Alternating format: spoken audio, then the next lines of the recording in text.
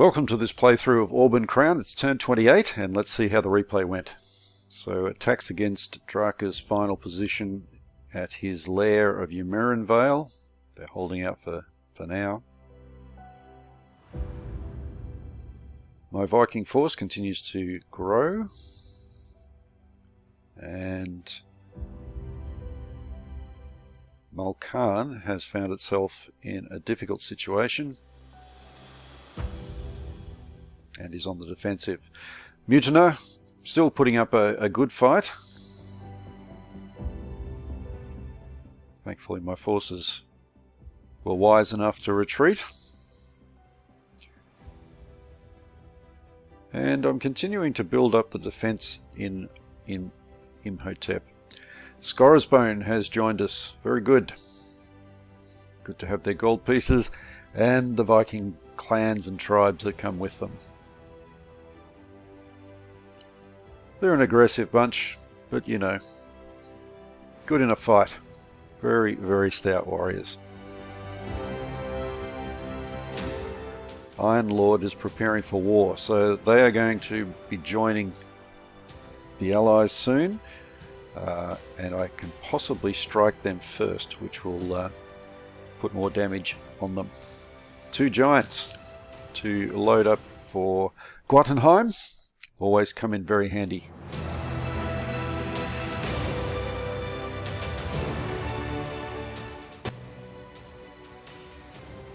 And Transorum will continue to increase its forces so that it can support the Golden Khanate against Sarnai.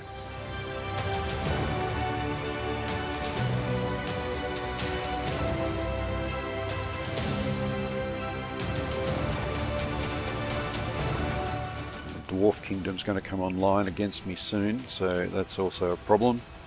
There's not really anything I can do with the Draka forces that are left behind.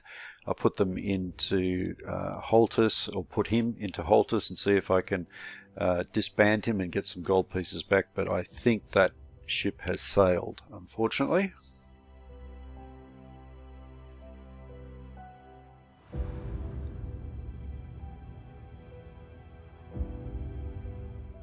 Okay, now I did put the air units in to support the giant. I think they've done their job and it's now time for them to get out.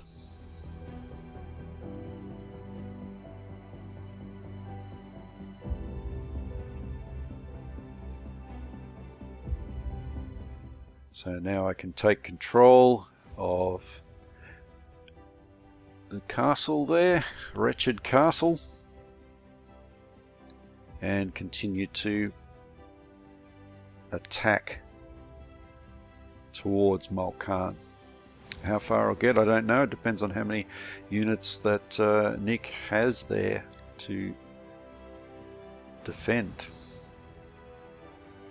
So being able to take out one of their leaders, that's always a good thing.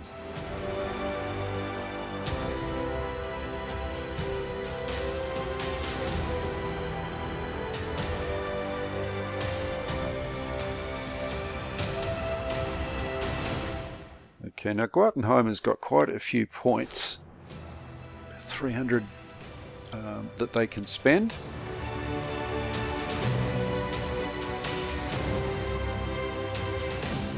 And I'll get another giant unit there. They're quite handy.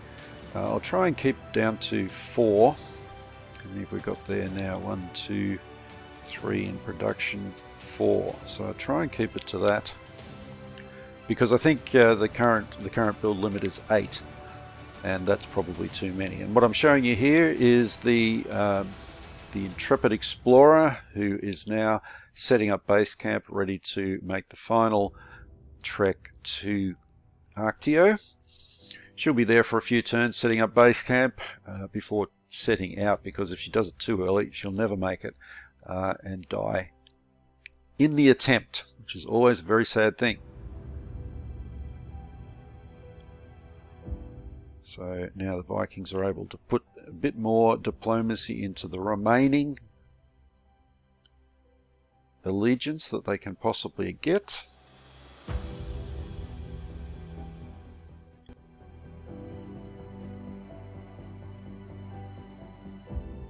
And I'll continue to build up down here. I really want to attack at some point, so I need to have them as strong as possible so that they can do that in a very narrow front.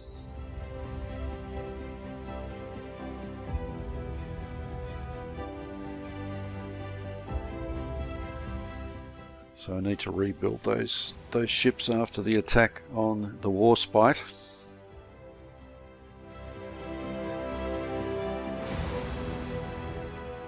And like I said, Iron Lord is about to mobilize, so I need to be ready to respond very quickly.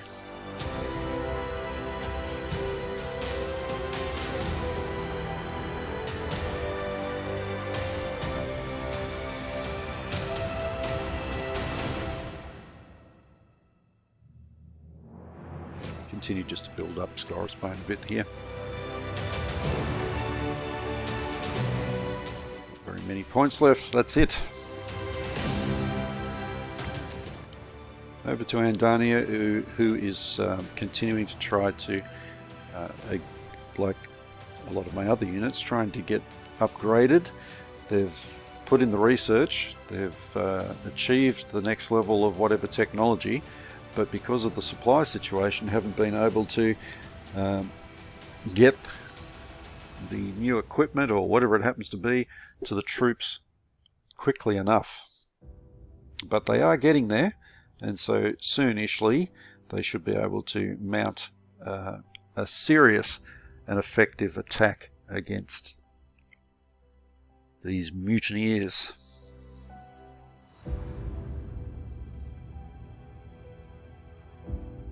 At the moment I'm just weakening some of their less effective units, their infantry units.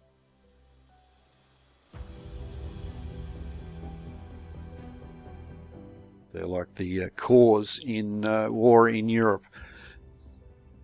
Quite useful in defense, and they can pack a bit of a punch in attack, but generally speaking they're not as effective as the veterans or the armies in war in Europe.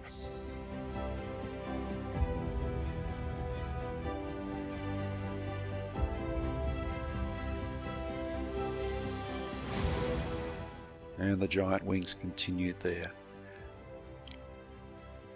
attack and subsequent, what's the word when things happen at the same time? Reconnaissance and attacks at the same time. Maybe simultaneous. Let's go with simultaneous. I think there's a better word, but that'll do.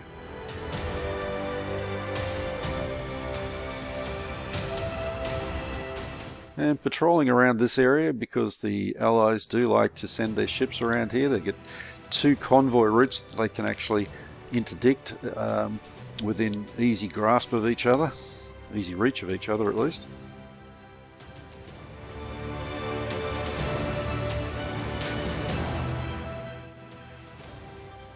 Okay, down to Potentia. We're still waiting if Liboslavia will rebel against us or not. It's getting less likely. Looks like maybe Nick has not elected to put the coin into supporting that rebellion. So I'm going to take the decision to move out rather than keep these troops, these legionaries, in camp, bored, and getting restless. Time to move them out, maybe send them around to participate in an attack upon the ancients from the north.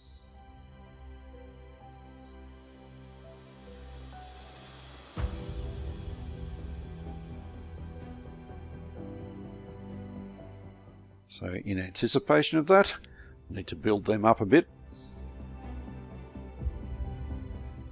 And also build up Transorum to be more useful in its support of the attack on Sarnai,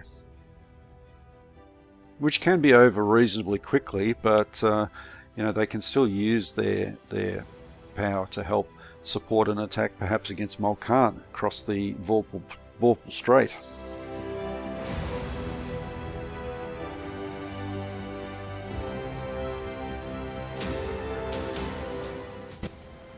Okay, so the port of Tammuz comes under our control. Be handy if we need to move troops quickly down there, or move the troops out once they have actually accomplished their goal, which is to attack the south of the ancient lands. Of course, we've got to deal with this dwarf attack first.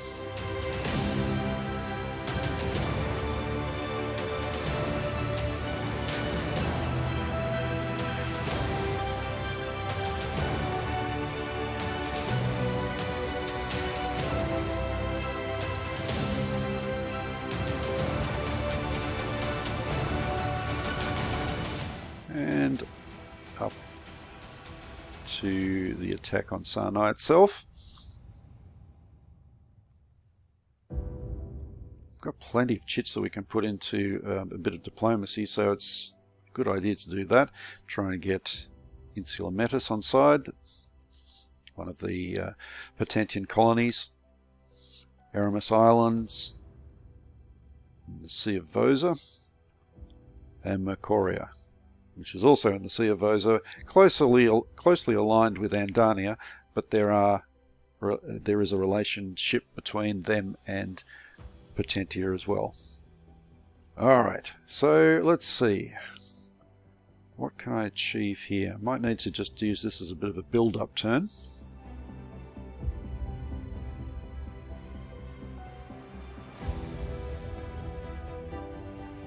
Yeah.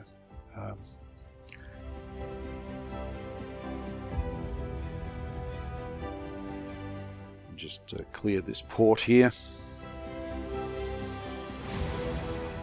Take control of as much as I can in that area, just so that it gives me a bit of a base to launch attacks against the south of the Sinai capital itself. But I'm really going to need to get that leader in a bit closer, otherwise the supply situation will preclude a prolonged campaign.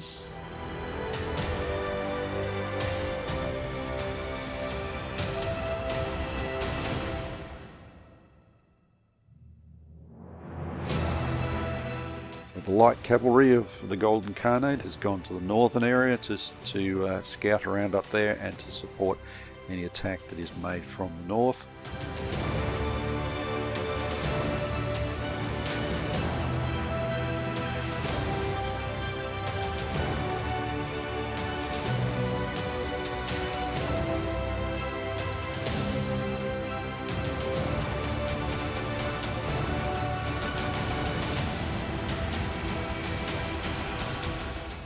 Supply's a bit low. I mean, it's not terrible. 4s and 5s are not terrible, but you really need at least 5 to be able to increase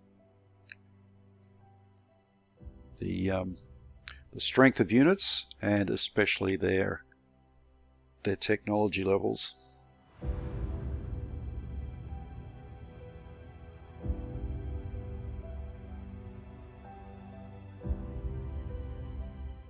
Which I'm going to do with the Golden Khanate. Get weapons. I've already got 1 level. They can do a maximum of 2. The levels of technology for the different nations or different countries is one of the defining things about them. It depends largely on their general technology level, their access to resources, their access to the people who can do these things, and that will determine whether they can go to 3 or to 2. Alright, the turn is ending. Iron Lord has become an ally. The Pirate Kingdom has moved a bit towards us, as has Insula Metis. And Dania has got weapons. This is good. Now I've just got to be able to apply them to the units. March in formation for the Golden Khanate will also be useful. And the balance sheet continues to improve. Don't like to put it in economic terms, but the profit and loss looks good. Alright, thanks for watching. I'll see you next time.